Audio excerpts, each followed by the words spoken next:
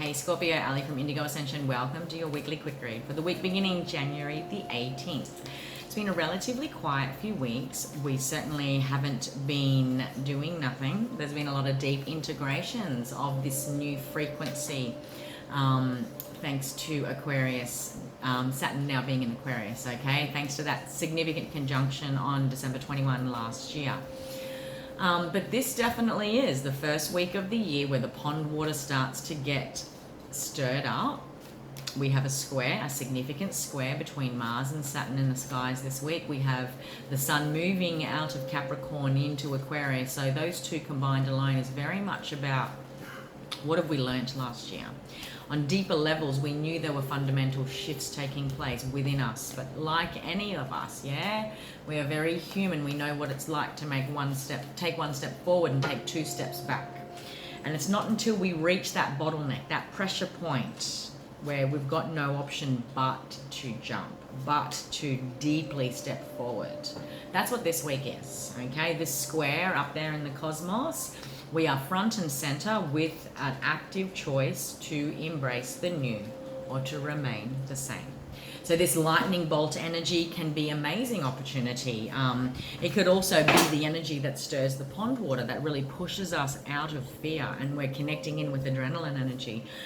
So forewarned is always forearmed. And, you know, in order to really step into our empowered empathy, and to step away from feeling burdened by our empathy, it is about pre-planning. It is about preparedness. It is about awareness and conscious awareness, more importantly, in the moment. Because we are all familiar with feeling like we are chin deep in confusion and not knowing how to react, and we're reacting and then we're deeply integrating wisdoms after the fact, yeah? Whereas in moments of sudden change, we can choose to pause, we can choose to respond, we can choose to put a boundary line and say, that's great, I will respond when I'm ready. It's completely at our will and choosing. But it is in those moments, these are the key moments where change happens, yes, but how we navigate that, you know, how we connect with that primordial divine choice and willpower, yeah, to be able to really connect into the truth, the authentic truth of any moment, and then respond accordingly, is always going to connect us into that stronger connection we have with higher self. Okay, we're really moving out of old paradigms, and we will struggle if we continue to sort of play out old ways that we've consciously already, you know, we can go through retrogrades and that's great, but once it comes into our conscious awareness and we have an aha moment, if we don't act on it, life will continue to give us the brick walls until we do. Okay, so let's take a look where this might be happening for you guys, Scorpio.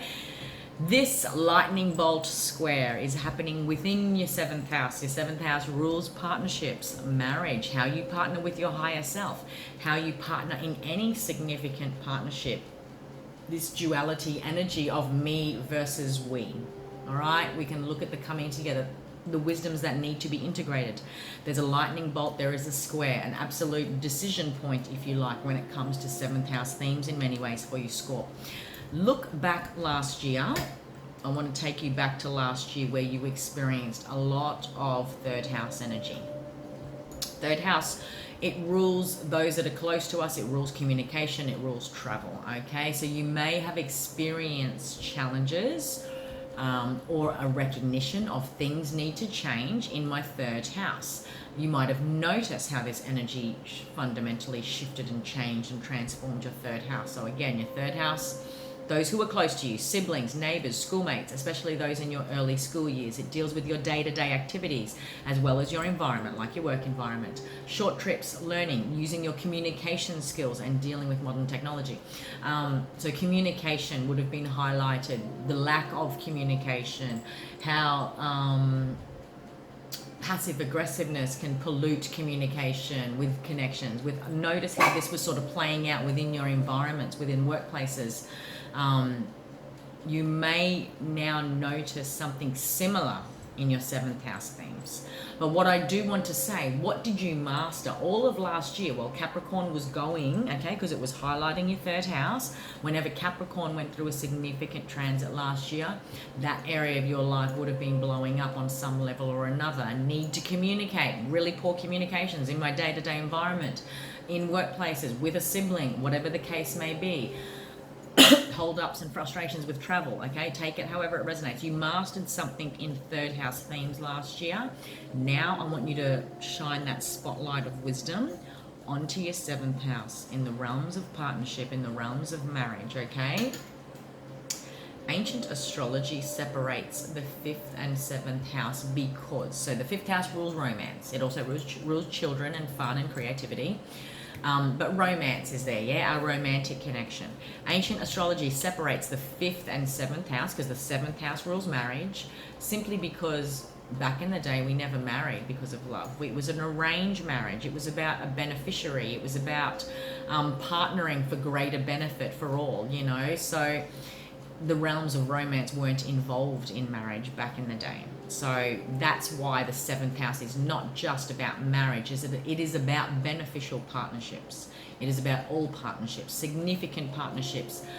You might, you know, this is business partnerships, the partnership I have with my higher self, how I work in partnership with other people and their energy and their needs, whatever the case may be, a need to balance the scales in the significant partnerships, or an opportunity within the significant partnerships in my life, which is very much like what I experienced last year in my third house energies. Yeah, seventh house is it's positioned in the west at the time of your birth and located okay, forget about that. Here you will find your serious and committed relationship, Scorpio, not to be confused with the fifth and its romance and love affairs. This is the house of contracts, okay, not just with your spouse. It includes business partnerships, legal transactions, and all contracts, okay? The way in which reciprocity needs to happen. What does equal partnership, whether on paper, whether in love and marriage, whether in family affairs, okay? There's something here where you realize the balance needs to happen, okay? We're really looking at partnership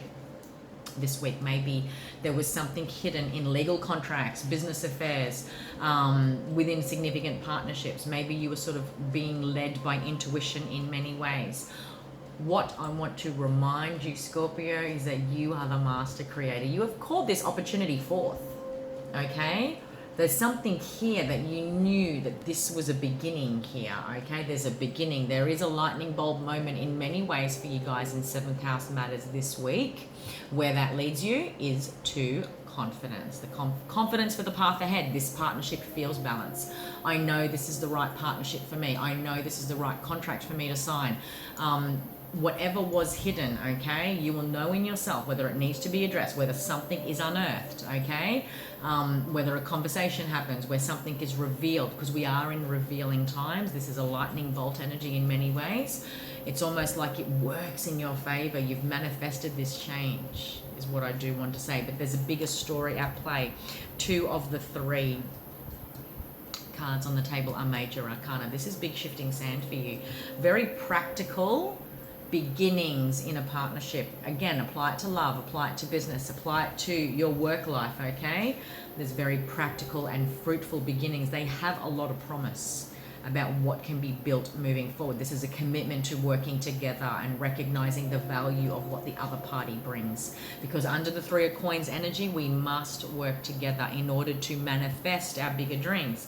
Bring in, you know, whatever it is. Like, 1 is great, but 2 is a powerhouse, yeah? All elements are on the table here when we successfully come together and blend all resources. 2 heads are better than 1, all of that jazz. There's something here about the past. There's something here about Scorpios that weren't going to let go of something. There might have been control tendencies. There might have been something about a past connection, something from the past. Take it however it resonates, okay? I feel like in many ways after a healing time, Scorp, you've really gotten through and become clear about whatever the 7 of Swords energy was for you, past and prior deceptive energy. You've transmuted a lot as well. I feel like you're working more strongly with your intuition, with your higher self, with your dream state. Have a look at the messages that are popping up for you there, because where you're currently at, where 7th house stuff activates for you, all matters of partnership are coming into focus. You are manifesting something for the long haul, okay? It's going to make you feel very confident. It's going to make you feel very solid. But again, this is about equal reciprocity. So if a conversation needs to happen, if some fine tuning needs to happen about the path ahead, what are we confidently building together? so that we can both, okay, feel confident about the choices, okay? Again, new contracts, all right? This is also, when it comes to the matters of career, this is like apprentice-like energy, but this is an agreement, something you're going to feel confident about. You may have previously in the recent past not felt 100% confident because, you know, matters at play were happening. Now, when I do see these two cards, I do want to suggest that it is important to be very direct. Dot your I's, cross your T's, especially with Mercury going retrograde towards the end of January. All right, so we're not too far away from that. Is the only other thing that I wanted to mention. Going to say the Capricorn new moon conjunct Pluto last week was significant for you guys. Watch what you can build into the next fire season, okay? As far as amazing new beginnings, there's definitely a deep soul bond of some resonance at play for you guys.